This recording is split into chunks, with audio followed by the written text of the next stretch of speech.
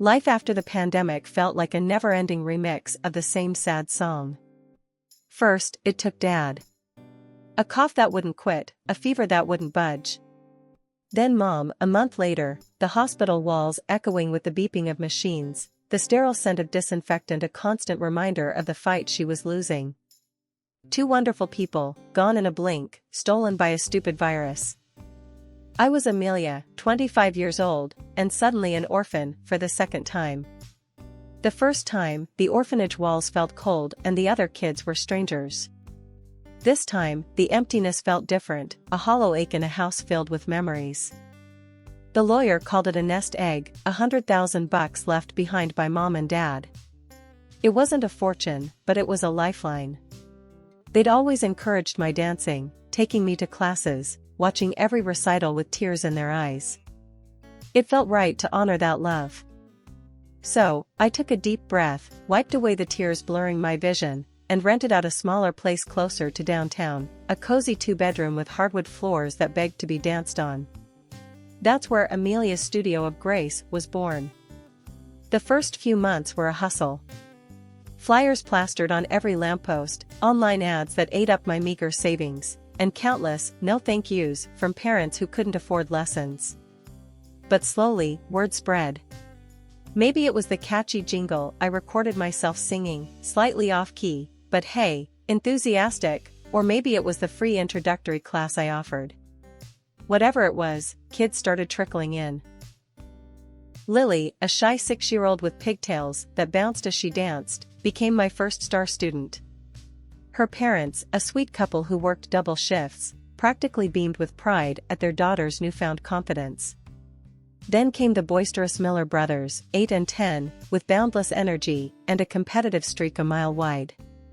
My days were a whirlwind of giggles, missteps, and the sheer joy of seeing them discover the rhythm within. Social media became my best friend.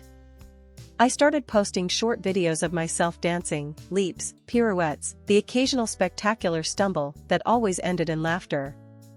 It felt like a risk at first, putting myself out there like that. But the response was amazing.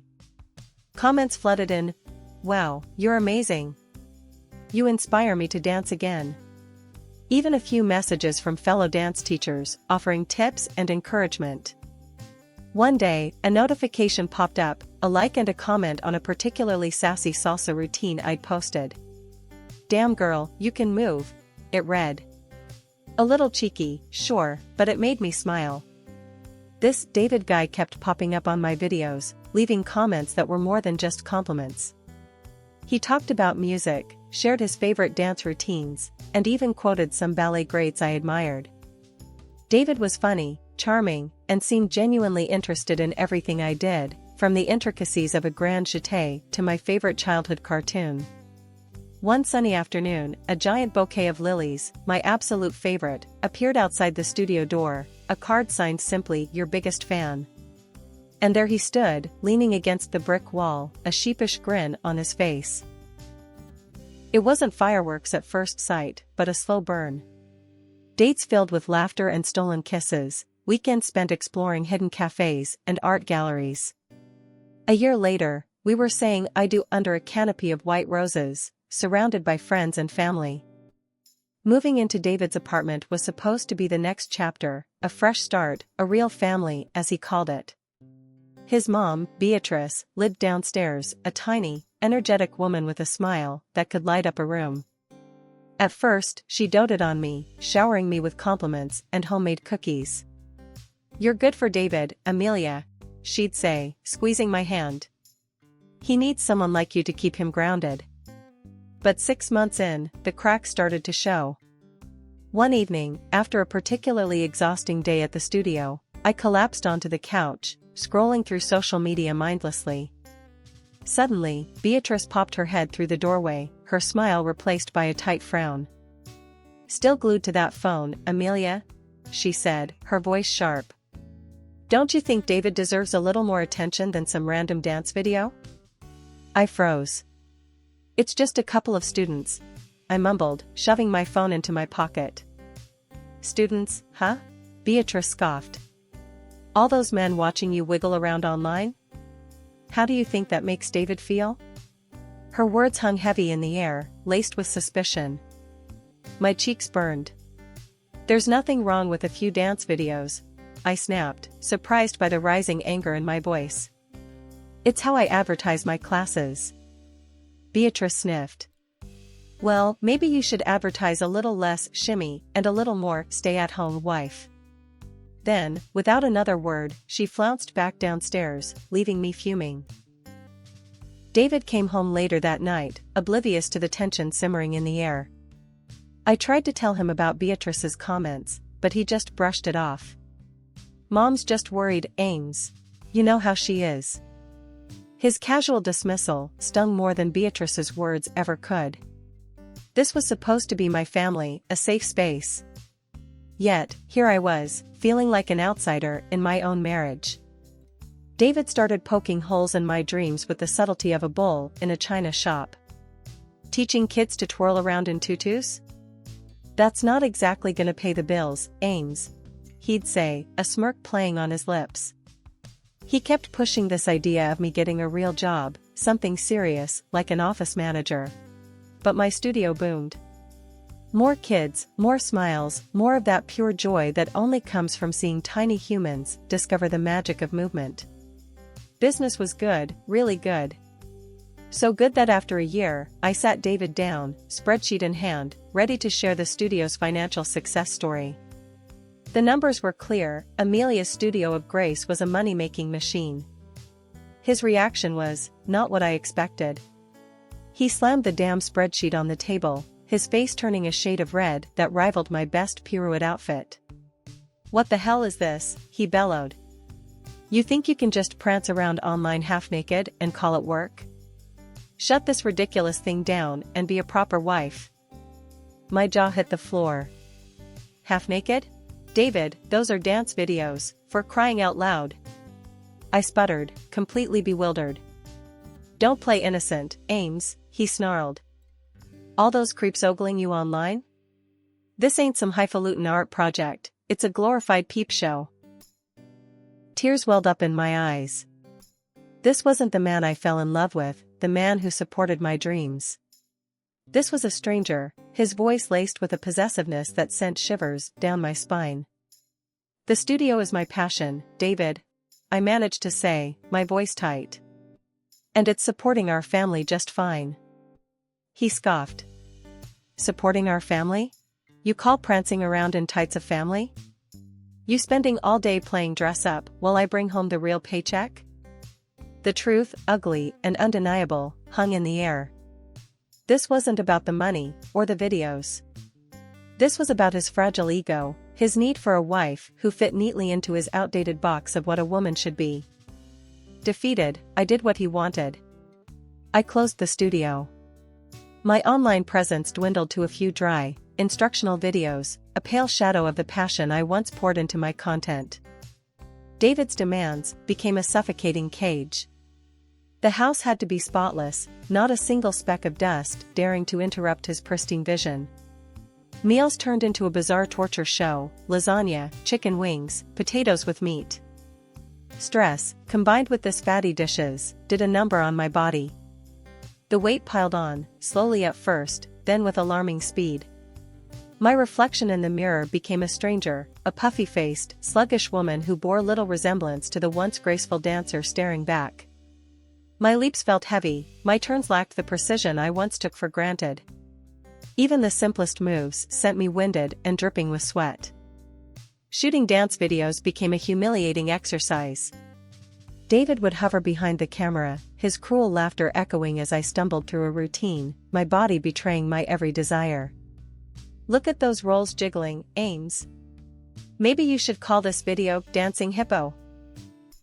But the worst part wasn't the weight itself, it was the way David used it as a weapon. Fat cow. Useless lump. These became his daily greetings, laced with a sickening smugness. When I suggested seeing a nutritionist, he scoffed.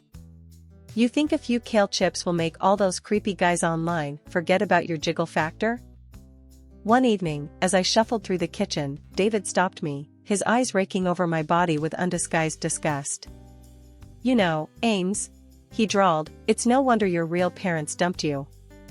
Look at you now, a fat, washed-up nobody. Who else would put up with you?" His words hung in the air, a venomous snake coiling around my heart. As if David's relentless digs weren't enough, Beatrice decided to add her own brand of misery to the mix. One afternoon, while David was at work, she barged into the house, a self-satisfied smirk plastered on her face. "So, Amelia," she chirped, her voice dripping with fake sweetness, "when are you going to bless David with some kids? Tick-tock, you know, biological clock and all that." I gritted my teeth. The mere thought of bringing a child into this toxic environment sent chills down my spine. Having kids had always been a dream, but not with David, not like this. A child deserved a loving, supportive home, not a pressure cooker of negativity and control. "We'll talk about it, Beatrice," I mumbled, forcing a smile. She narrowed her eyes, the smile evaporating. "Talk about it? Amelia, David needs an heir. This apartment isn't going to stay empty forever, you know." Her words were laced with a possessiveness that made me want to scream. This wasn't about giving David a child, this was about securing her hold on the family, about ensuring I remained trapped. The decision to take birth control was one of the few things I did for myself in that suffocating time. David, predictably, wasn't happy when his nightly prodding, as he charmingly called it, failed to produce the desired result. The already strained relationship between us dipped further into icy silence. One evening, as I sat on the couch, he stomped into the living room, a dark cloud hanging over him. "What's the deal, Ames?" he barked. "You acting like a friggin' nun lately? Is there something wrong with you?" I met his gaze, a newfound steely resolve settling in my gut.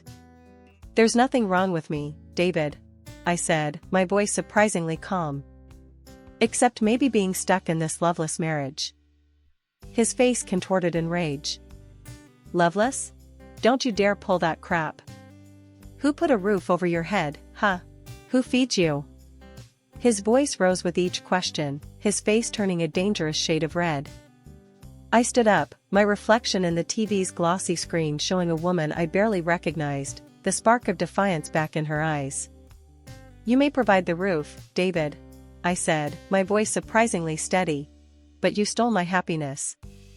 You stole my dreams." He lunged towards me, but I sidestepped him, my newfound awareness of my body surprising even me. "Don't touch me," I spat, my voice laced with a scrap of pride. My body, burdened by the extra weight and constant stress, started rebelling. I'd wake up feeling like I'd wrestled a grizzly bear in my sleep, a dull ache throbbing behind my eyes that wouldn't budge. Simple tasks like cleaning or cooking became monumental efforts, leaving me breathless and yearning for the comfort of the couch. Of course, David had no sympathy. My pleas for a break, a doctor's visit, were met with derision. "Quit your whining, Ames," he'd growl. "A little fatigue won't kill you. Just get your chores done." One evening, the world began to spin. I was making dinner, chopping vegetables with hands that felt numb and clumsy. The room tilted, the fluorescent kitchen light turning into a blinding starburst. My vision blurred, the rhythmic thud of the knife hitting the cutting board replaced by a dull roar in my ears. The next thing I knew, the cold tile floor greeted my cheek, the metallic tang of blood filling my mouth. A harsh voice cut through the fog clouding my mind. "Get the hell up, Amelia. Dinner's getting cold." It was David, his face contorted in a mask of fury. He grabbed my legs, shaking them roughly. "Stop playing dead and get me some food." Pain lanced through my head, a searing counterpoint to the dizziness threatening to pull me back under. "I can't." I tried to speak, but all that came out was a weak moan. The world faded again, the darkness this time a welcome embrace. Consciousness flickered back like a faulty light bulb. The sterile white walls swam in and out of focus, the rhythmic beep of a machine the only sound breaking the silence. This wasn't my apartment. Panic clawed at my throat, a dry rasp escaping my lips. "Easy there, dear," a soothing voice cooed beside me. A kind-faced nurse hovered nearby, her touch gentle as she checked my vitals. "You're safe now. You're at mercy, General." "What happened?" My voice emerged dry and weak. The events of the kitchen swirled in my head, the dizziness, the cold floor, David's angry face. Pieces of the puzzle started falling into place. "You fainted," the nurse explained. "Your husband brought you in. He seemed pretty agitated, demanding we get you back on your feet quick. The doctor will be in to see you shortly." A microinfarction. The doctor's words echoed in my mind, a stark warning. He'd painted a grim picture: continued stress, the unhealthy lifestyle, it could all lead to something much worse: paralysis. The threat struck a chord deep within me. Paralysis. The image of myself, trapped, helpless, filled me with a primal fear. Lying in that sterile bed, a new resolve solidified. Change. I needed to change. For my health, for my sanity, for the life I still craved. The next morning, the rhythmic beeping of the machines was replaced by a knock on the door. A jolt of fear shot through me, but it was quickly replaced by surprise as two uniformed officers entered the room. "Mrs. Amelia Jones?" The taller officer, a woman with a kind but firm face, inquired. "Yes, that's me," I croaked, my voice still recovering. "We're Officers Ramirez and Lee." The other officer, a man with a no-nonsense air, introduced themselves. "The doctors informed us about the bruises on your arms and legs, Mrs. Jones." Tears welled up in my eyes, threatening to spill over. Taking a deep breath, I nodded. It's my husband," I confessed, my voice thick with emotion. The officers exchanged a look. Officer Lee pulled up a chair beside my bed. "Can you tell us what happened, Mrs. Jones?" he asked, his voice calm and reassuring. And so I did. I recounted the details of my life with David, the emotional abuse, the constant belittlement, and finally, the violence that led to my collapse. Their faces, initially neutral, hardened with anger as I spoke. For the first time in a long time, I didn't feel alone. The day of my discharge from the hospital was bittersweet. The house, a small inheritance from my parents, had been gathering dust while I'd been trapped in my marriage. But as I walked through the door, sunlight streaming through the windows, it felt like a new beginning. The initial euphoria, however, was short-lived. My phone would buzz with unknown numbers, a chilling voice spewing threats and insults. "You think you can just run away, Amelia?" A voice snarled down the phone one evening. "I'll find you. You'll come crawling back to me, begging for forgiveness." It was David. My heart hammered against my ribs, fear threatening to consume me. But then, a surge of anger replaced the fear. I wouldn't let him win. Grabbing my recorder, I hit the record button. "Leave me alone, David," I managed, my voice shaky but firm. "Don't tell me what to do," he roared back. "You're mine, Amelia. You always will be." "Don't listen to him, Amelia," my lawyer, a sharp woman named Sarah, advised when I relayed the harassing calls. "We'll get a restraining order, and the police will take care of the rest." The court case culminated in a tense courtroom setting. David, his face red with anger, sat across from me, while Beatrice glared daggers from the back row. The judge, a stern-looking woman with a graying bun, turned to me, her gaze firm but kind. Considering the evidence presented, including witness testimonies and the audio recordings, the court finds in favor of Mrs. Amelia Jones. A permanent restraining order is hereby granted, forbidding Mr. David Jones from approaching Mrs. Amelia Jones within 500 feet, or from contacting her in any way, directly or indirectly, through third parties, or through social media. David opened his mouth to protest, but his lawyer, a harried-looking man, placed a restraining hand on his arm. Beatrice, her face a mask of fury, stormed out of the courtroom. David, defeated, slumped back in his chair, his face ashen. Furthermore, the judge continued, her voice ringing through the courtroom, "Mr. David Jones will be required to pay Mrs. Amelia Jones a sum of..." She paused, consulting the documents before her, $2,000 per month in spousal support for a period of 2 years, considering the financial disparity between the parties. A gasp escaped David's lips. Spousal support? He'd expected me to crawl back, not walk away financially secure. The sterile comfort of the hospital room felt like a lifetime ago. Back in my own house, the disquiet that had gnawed at me for weeks intensified. Sleep was a luxury I couldn't afford. Every creak of the floorboards, every rustle of leaves outside my window sent a jolt of fear through me. I knew I couldn't stay. David's threats, the relentless phone calls, and Beatrice's venomous messages had taken their toll, chipping away at the fragile sense of security I'd built. Selling the house was a nerve-wracking process. I confided in Sarah, my lawyer, who helped me navigate the legalities while keeping everything under wraps. "We can't risk David or Beatrice finding out, Amelia," she warned, her face grim. "A fresh start is exactly what you need." And I sold my house to a charming married couple. Starting anew in a different city was both terrifying and exhilarating. Finding a small, cozy apartment felt like a victory. The first tendrils of hope started to take root, nurtured by the anonymity of my new surroundings. And then, there was dance. The dance studio, once a cherished haven, had become a painful reminder of what I'd lost. But the fire in my soul, the rhythm coursing through my veins, refused to be extinguished. Hesitantly, I rented a small space, the creak of the wooden floorboards a welcome sound this time. As the weeks turned into months, the studio blossomed into a sanctuary. The joy of movement returned, each step a testament to my resilience. My body, once burdened by fear and neglect, had transformed. The weight I'd lost wasn't just physical, it was the shedding of a life that no longer served me. One evening, as I was finalizing the schedule for upcoming classes, the shrill ring of the phone pierced the quiet. My heart hammered against my ribs as an unknown number flashed on the screen. With a deep breath, I answered. "Amelia?" The voice on the other end was laced with venom, instantly recognizable. "It's David." A wave of nausea washed over me, but I forced my voice to stay steady. "What do you want?" "You know what I want," he snarled.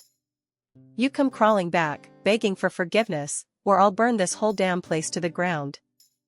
A strangled cry escaped my lips. For a horrifying moment, the image of flames engulfing my new apartment filled my vision. But then, a spark of insight ignited within me. David didn't know. He didn't know I'd moved. "Go ahead, David," I said, my voice surprisingly calm. "Burn it all down. Just make sure you're doing everything right." Fury laced his voice as he sputtered threats, but I cut him off, hanging up before he could say another word. Panic clawed at me, but I quickly dialed the police. Explaining David's threats, the urgency in my voice resonated through the phone. To my relief, they took it seriously. "We'll send a patrol car to your former house to check things out, Mrs. Jones," the officer on the other end assured me.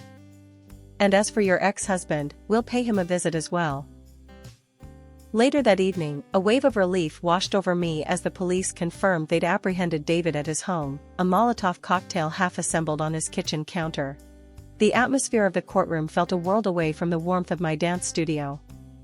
David sat across the room, a caged animal, his eyes flickering with a mix of defiance and fear. Beatrice hovered outside the courtroom, her once perfectly coiffed hair a mess, her designer suit hanging limply off her gaunt frame. She caught me outside the bathroom, her voice a desperate rasp. "Amelia, please," she pleaded, her eyes red-rimmed. "Think of David, of the family. Don't put him away." "Family?" I scoffed, that hurt a dull ache in my chest. The only family he ever cared about was the one he controlled. The prosecution presented a clear case: the Molotov cocktail found in David's kitchen, the threatening phone call, even a neighbor who'd seen David lurking around my old house the night before his arrest. As I took the stand, David's gaze burned into me, but I held it, my voice steady as I recounted the details of the call, the chilling threat of burning the whole damn place to the ground. The verdict was swift and merciless: 5 years behind bars. A flicker of satisfaction sparked within me, quickly replaced by a wave of relief. Justice, though delayed, had finally been served. My dance school blossomed. The small studio expanded, filled with the laughter and joy of movement. Looking at the faces of my students, their eyes alight with passion, a sense of completion washed over me. One evening, a notification popped up on my phone. An email from a prestigious dance company, requesting a collaboration. A wide smile stretched across my face. This was more than just a second chance, it was a new beginning, a melody, composed on my own terms.